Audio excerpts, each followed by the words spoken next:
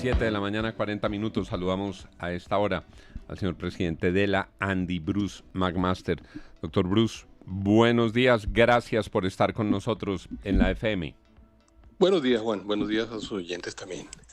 Bueno, doctor Bruce, hablamos hoy con dirigentes gremiales, con dirigentes sindicales, y los Sí, dirigentes sindicales nos dijeron, pues estamos felices y sorprendidos. Nosotros claro. mismos no imaginamos que el presidente iba a decretar un incremento tan alto. Ellos mismos habían llegado a la mesa de concertación pidiendo el 16. Cuando Armando Benedetti dijo que el 11, mucha gente dijo, no, el 11 es excesivo, Benedetti le está haciendo daño a la discusión, y el presidente decretó el 23. ¿Cómo lo reciben ustedes, doctor Bruce? Pues es una decisión extrañísima, Juan. Usted tiene razón. Inclusive nosotros en algunas conversaciones con centrales de trabajadores habíamos de alguna forma como intuido, sondeado, y yo me imaginaba que ellos estaban en un nivel que podía estar entre el 12 y el 14%. Usted bien lo dijo, el ministro del Interior habló del 11 y nos parecía extremadamente alto, que era el doble de la inflación casi. Em, y la verdad, pues terminó siendo una decisión que pues termina sorprendiendo al país, pero lo termina sorprendiendo sobre todo por la falta de, yo diría, de consistencia desde el punto de vista técnico y por la cantidad de consecuencias que eventualmente trae sobre en realidad sobre todo el país, ¿no? No es sobre la economía, no es sobre las empresas, es sobre todo el país. Y yo me atrevo a decir que especialmente sobre las poblaciones más vulnerables. Eh, yo estoy seguro que las personas que ganan el salario mínimo, pues hoy en día tienen que estar pues muy pues contentas, por decirlo menos, digamos, del anuncio que hizo el presidente. Es lo normal, es lo natural, y seguramente es lo que el presidente buscaba, quizá por temas mucho más políticos que cualquier otra cosa, porque quien mire con detalle realmente la estructura del mercado laboral colombiano sabe que las personas que menos ganan en Colombia no son las que ganan el salario mínimo. Las personas que menos ganan en Colombia ganan mucho menos que el salario mínimo, que son casi esos 13 millones de colombianos que están en la informalidad. Fíjese usted, Juan, que se estima que cerca de 11 millones de personas ganan menos del salario mínimo en Colombia. Entonces, la pregunta que nos tenemos que hacer hoy en día, que le voy a confesar es mi mayor preocupación hoy en día, es qué le va a pasar a esas personas que ganan 1 millón de pesos al mes, realmente, que son 11 millones de personas, que no van a tener un aumento de salario mínimo, que no van a tener un aumento del 23%, ni del 23,5%, ni ninguna de estas maravillas que nos vendió el presidente ayer en su Sí. alocución, y que en cambio sí van a tener un incremento importantísimo en el costo de su canasta básica y de sus bienes básicos y del costo de sus Sí. necesidades, y ya voy a terminar, y se van a tener que enfrentar a una inflación que les va a tocar tratar de hacer rendir con ese 1 millón de pesos que reciben al mes. 11 millones de personas no son parte de esta historia, y en cambio sí serán parte de quienes tienen que asumir la inflación que viene ahora. Doctor Bruce, aquí hay que poner las contrapartes en el orden para que la audiencia entienda bien. El gobierno durante sus 3 años, durante su periodo, ha decretado el salario mínimo. Pero la inflación ha ido cayendo, la inflación se ha estabilizado más o menos en 5%. En unos 4 días, cuando sepamos la inflación ya total del año, seguramente va a estar en 5,2, de pronto en 5, dicen los analistas que puede caer en 4,9. Entonces se deriva la pregunta muy simplista y para que los oyentes, digamos, tengan su opinión, que es como la contraparte del decretazo del gobierno.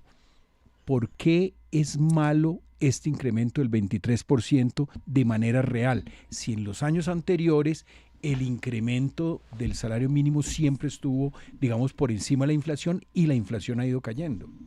Varias precisiones, Fernando. La primera, el primer año el presidente no lo sacó por decreto. El primer año lo concertamos. El primer año el gobierno de Gustavo Petro hicimos una concertación entre los trabajadores, los empleadores y el gobierno nacional. Primer punto. Segundo punto, Em, ejemplos, digamos, de otros países, y por ejemplo, ahora acabamos de ver ahorita cómo que se están mirando todas las comparaciones cuando el presidente Andrés Manuel López Obrador aumentó el 10%, el 18% el salario mínimo en México, se produjo inmediatamente una inflación del 10%, de inflación que venía cayendo hasta que se produjo el incremento del salario mínimo.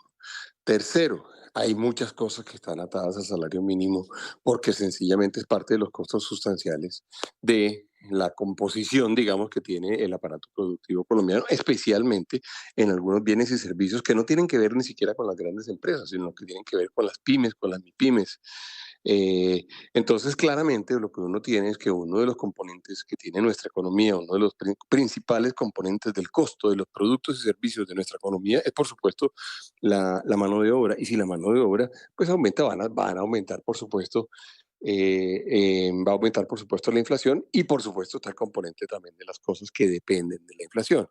Entonces, si uno se encuentra con que hay un costo, el que sea, cualquiera que sea, que es importante, que es grande y que va a terminar aumentando, y que le aumenta solamente, digamos, a unos de los colombianos, a los colombianos que reciben el salario mínimo, pero no a los 11 millones de informales, que no van a tener la forma de compensarlo, que no van a tener la forma de recibir, digamos, el beneficio de lo que definió el gobierno ahora, pues vamos a tener que seguramente lo que va a haber es un aumento en la inequidad, que es lo que es realmente, que es a lo que estamos en este momento abocados. Parecería que fuera una medida dirigida para beneficiar a las personas más vulnerables y no lo es. Es una medida que va a terminar afectando a los más vulnerables, porque aunque no lo creamos en Colombia, los más vulnerables no son los que ganan salario mínimo, los más vulnerables son los que ganan mucho menos que el salario mínimo.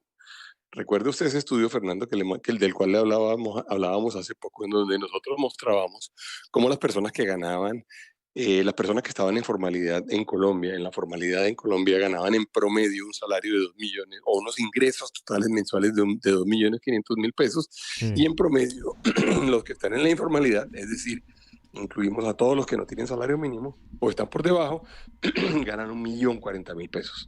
Esas personas van a tener el costo inmenso de la inflación y van Sí. a tener un incremento por decreto. Sobre eso quiero preguntarle, señor presidente de la ANDI, porque cuando uno revisa las cifras de los últimos años, en 2023 el aumento fue del 16% con una inflación del 9,3%.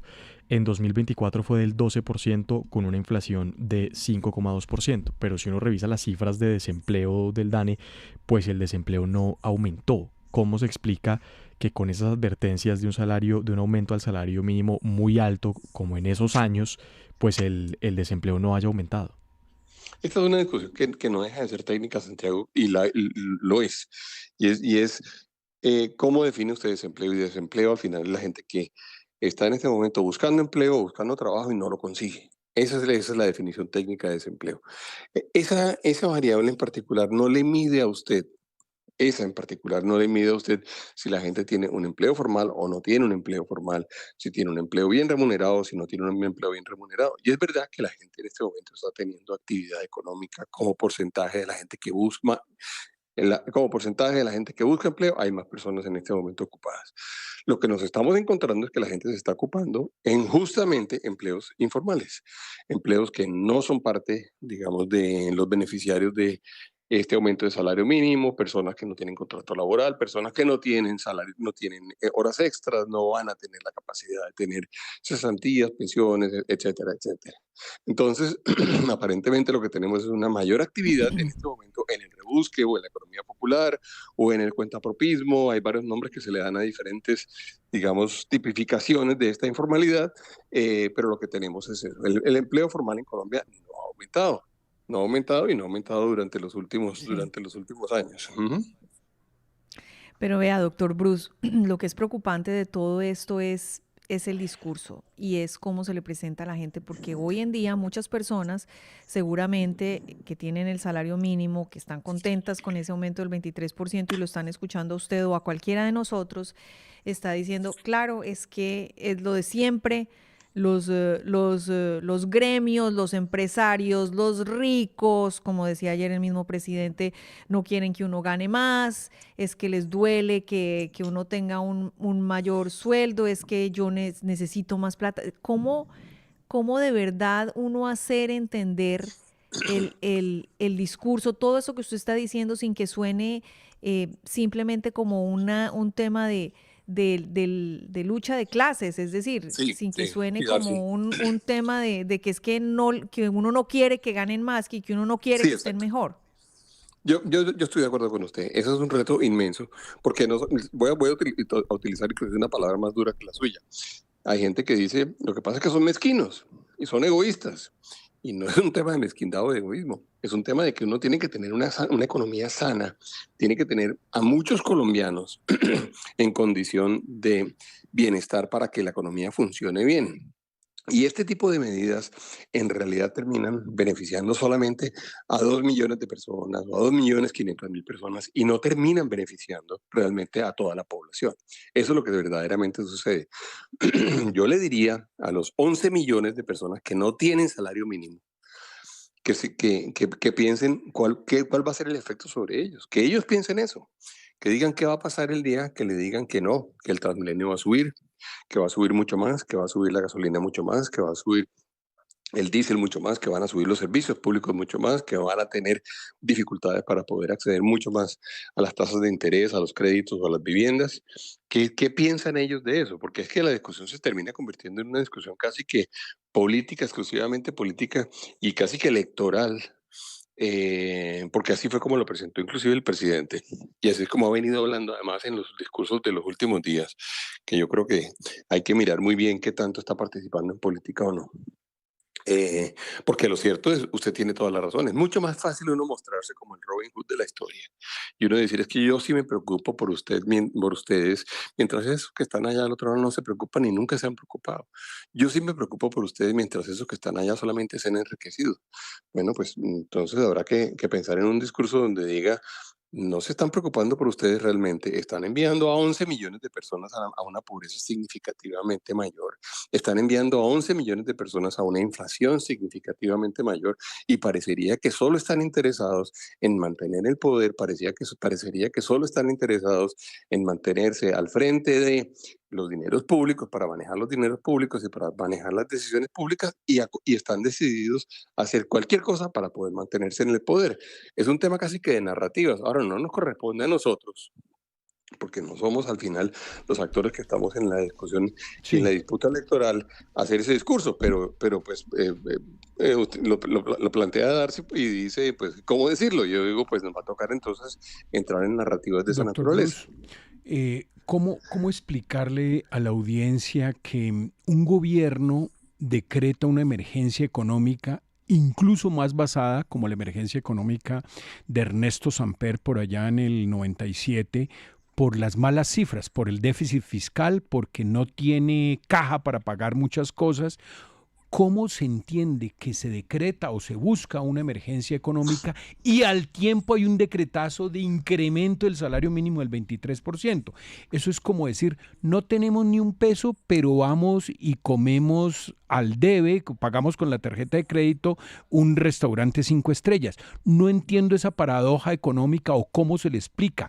Emergencia económica con una, pues justificada por un déficit fiscal y a su vez un incremento del salario mínimo que impactará a los salarios estatales. Fernando, es como si fueran mundos paralelos, es como si tuviéramos como unas realidades paralelas completamente distintas.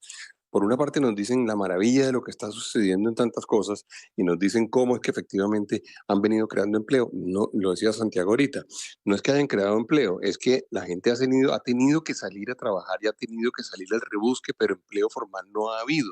Porque no ha habido incremento en las exportaciones, porque hay sectores que han caído significativamente, los sectores formales varios han caído significativamente, ha caído el desempleo, pues en la estadística de la cual estamos hablando, pues probablemente uno sí puede decir que la estadística cayó, pero ¿hay más personas trabajando en el mundo formal? No. Y es verdad que también al tiempo se dice, las finanzas públicas tienen un gran problema, las finanzas públicas tienen en este momento un hueco gigantesco, y es verdad también, y esto pues a los colombianos en general no tendría por qué importarles, porque el ciudadano no debería preocuparse por las finanzas públicas. Los ciudadanos solo se preocupan o terminan preocupándose por las finanzas públicas cuando el gobierno hace la tarea mal.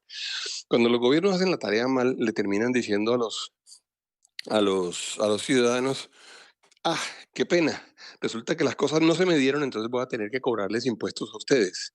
Porque en realidad la responsabilidad del gobierno es realmente administrar bien las finanzas públicas y que los ciudadanos no se preocupen por las finanzas públicas.